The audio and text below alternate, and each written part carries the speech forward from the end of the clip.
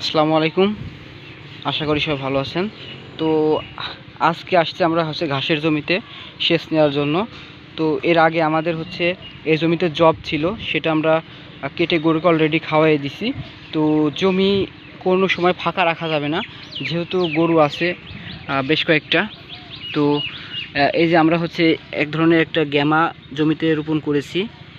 মাশাল্লাহ অনেক সুন্দরভাবে বের হয়েছে। যে দেখুন, কেবল 3 থেকে 4 পাতা করে হয়েছে, 3-4 পাতা করে হয়েছে। তো আমরা আজকে সেচ দিয়ে দিচ্ছি, জমিটা অনেক শুকিয়ে গেছে। এখানে আমরা সেচ দিয়ে আজকে অল্প কিছু সার ছিটিয়ে দেব। তো আমরা আপনাদের পুরোটা জমির ভিউ দেখাই আর কি। তো এখানে মূলত আমাদের জব ছিল, অবশ্য দেখাইছিলাম ভিডিওতে এর আগে আমরা।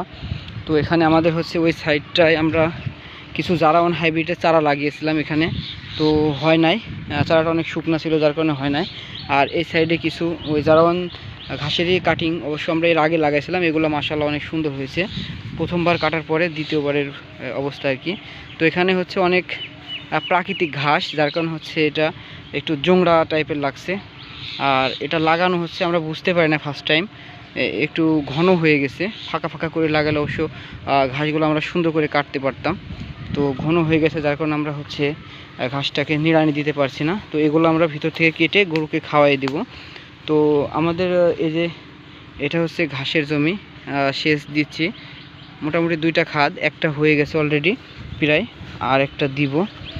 তো গরু পালতে হলে অবশ্যই ঘাসের বিকল্প কিছু নাই, ঘাস তো অবশ্যই লাগবে। তো মাশাআল্লাহ অনেক সুন্দরভাবেই বের হয়েছে, সব জায়গায় অনেক সুন্দর করে বের হয়েছে।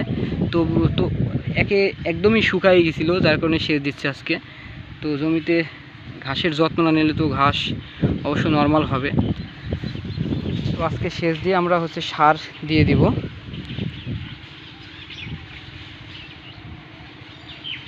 আর আমাদের এই সাইডে যে জারাওয়ানটা ছিল, মাশাআল্লাহ প্রথমবার কাটার পরে অনেক ঝাড় করছে, দেখলেই যেন মনটা জুড়িয়ে যায় আর কি, অনেক ভাল লাগছে।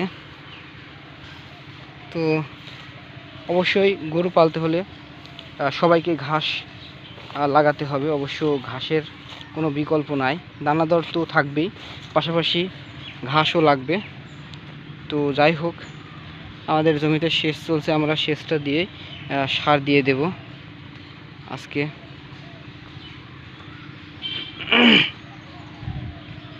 মানে জমিটা এত পরিমাণ শুকাইছে যে সেচ হইতে অনেক লেট হচ্ছে।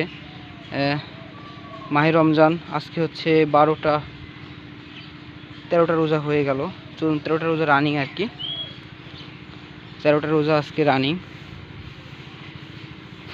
দেখতে দেখতে রোজাও শেষ হয়ে যাচ্ছে। তো আমাদের ঘাস এই যে এই সাইডে আরও ছিল, কিছুটা বাকি ছিল, আমরা এই জমিটুকু ঘাস বুনতে পারি নাই। এখানে ঘাস ছিল, তো এটাকে আমরা কেটে দিয়েছি, এখানে অন্য কোনো একটা ঘাস লাগিয়ে দেব।